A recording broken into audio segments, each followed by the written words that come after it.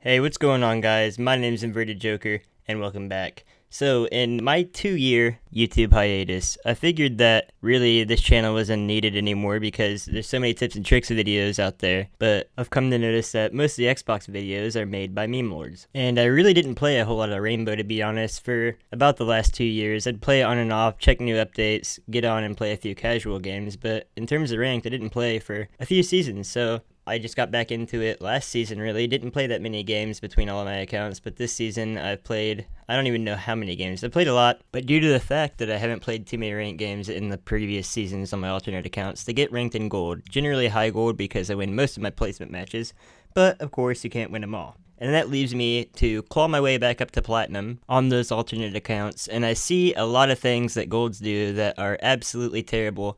And a lot of these gold players, if they could get rid of these habits or things that they do wrong, they have the skill and the aim and everything to make it to platinum or diamond. They just don't do things that platinum and diamond players do.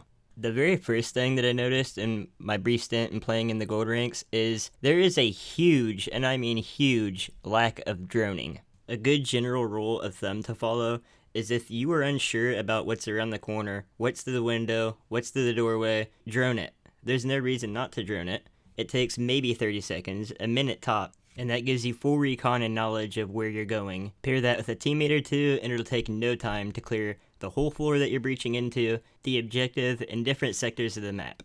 Pair that with an entry fragger like Ash or Sledge, and with the constant live marks, it's almost impossible not to secure the kill, and you'll be having other teams rage quit, and you'll be 4-0ing pretty much every gold team in no time. And while we're on the topic of droning, I almost never see gold players leave drones for their teammates to watch to ensure that they don't get flanked. When your teammates and friends are dead, their job is absolutely to watch cameras and drones. So, if you do leave a drone somewhere for someone to watch, don't just expect them to watch it. Let them know that your drone's up and they should watch it. If you're the last one alive, obviously it's kind of obvious for most people, I would think, but apparently not, because I played quite a few gold matches and I rarely ever seen this done. Another thing that's common in the gold ranks is speed locking the diffuser, spawning across the map from your team and where your team is pushing from, and losing the diffuser on the other side of the map or somewhere in the map that is completely out of the way of the objective, which gives the other team time to rotate and cover the diffuser that should have never been lost where you were in the first place.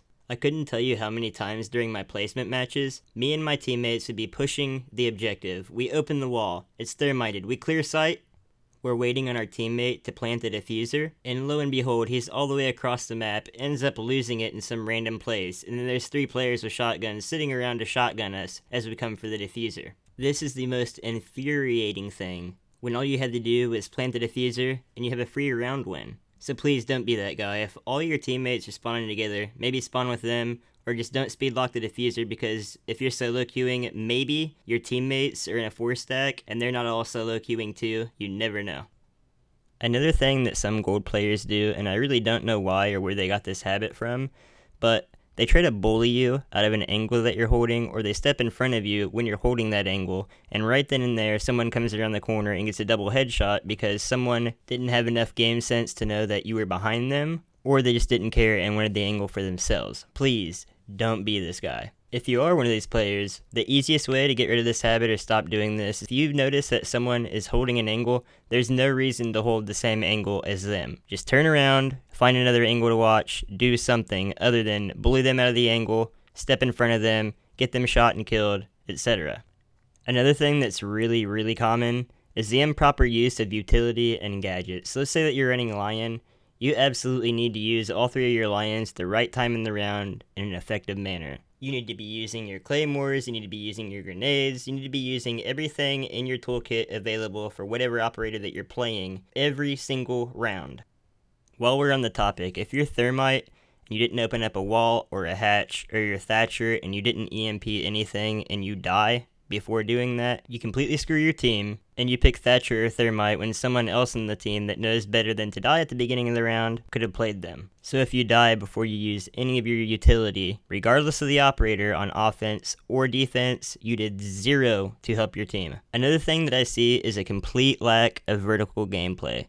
You need to go into a private match, open up the floors, open up the ceilings everywhere in each map, and over time this will give you a thorough understanding of where on the floor is associated with the site above, or vice versa. So for instance, if you entered Big Garage and Chalet and buck out the ceiling, that would be Trophy Room. The key is, find places like this, figure out exactly where you need to buck to see where, like lines of sight for mirror windows to be able to shoot the mirror windows.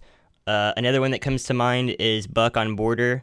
If you were to walk in the big front door near ventilation and workshop, you can buck that ceiling directly inside the front door and take out the bandit batteries, the K's, the mute jammers. You can even shoot through that and take those out with just a regular rifle. I myself often end up doing this with thermite because my Thatcher dies and I need to go underneath, shoot the batteries, and then I can open up the wall. The final thing that I think that a lot of the gold player base could get a lot better at is they're either roaming all the way across the map where no one is on the other team because they think they're going to sneak up on 5 people and shoot them all in the back all at once and win the round. Or they're on site, they're not moving around, they're just stationary solo objects on site, and then you pair that with them not using their utility or reinforcing walls, which is another big one, and both of these are extreme problems for your team. If you're on site, maybe rotate back and forth between sites, check the hallway, check the 90, whatever site you're on. Just know that you don't have to sit in one spot stationary for the entire round, hoping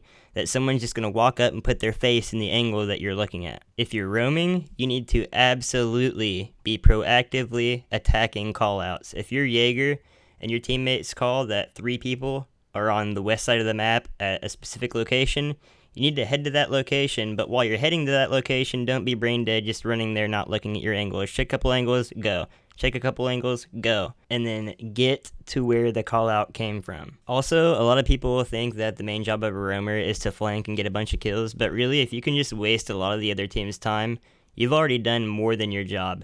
If you're playing on Oregon and you're holding the basement, that's the site that you're on, if you go up in meeting hall, and they can't get into meeting hall, but they also can't get through the hatch or look down the hatch or get down the stairs because they know you're going to shoot them the second that they do because you're in meeting hall, then that wastes a lot of time. They have to use their resources like drones, utility, all that. So if you're shooting the other team's drones, shooting them in the face, forcing them to push you, waste their utility, they in turn don't have that utility to use for sight. So if Ash flashbangs you 3 times, that's 3 flashbangs she doesn't have to use on the ADSs downstairs. If she uses a breaching charge to get into the wall of meeting room, she doesn't have that to clear barbed wire, etc. So even if you waste 1 minute of the other team's time and then you die, that's a lot better than sitting on the other side of the map being a non-factor. And then let's just assume that you sit on the other side of the map, you're a complete non-factor for your team. The other team gets into sight, kills your teammates, and you run back and you get 3 kills, and then you get shot. You can't blame that on your teammates. You're across the map, not getting kills, not wasting time, being a non-factor, and also those are garbage time kills. When you talk about garbage time in football, that's like 4th quarter, your team's down 30 points, throw for 300 yards and 2 touchdowns. Well, it didn't do anything because you still lost, right? I promise if you make it a habit to practice these things, you're going to make it out of gold in no time. You're going to be up in platinum, maybe even diamond, and then you can hit that little red button and bell next to Inverted Joker. So thank you guys for watching this. Sorry for the long hiatus.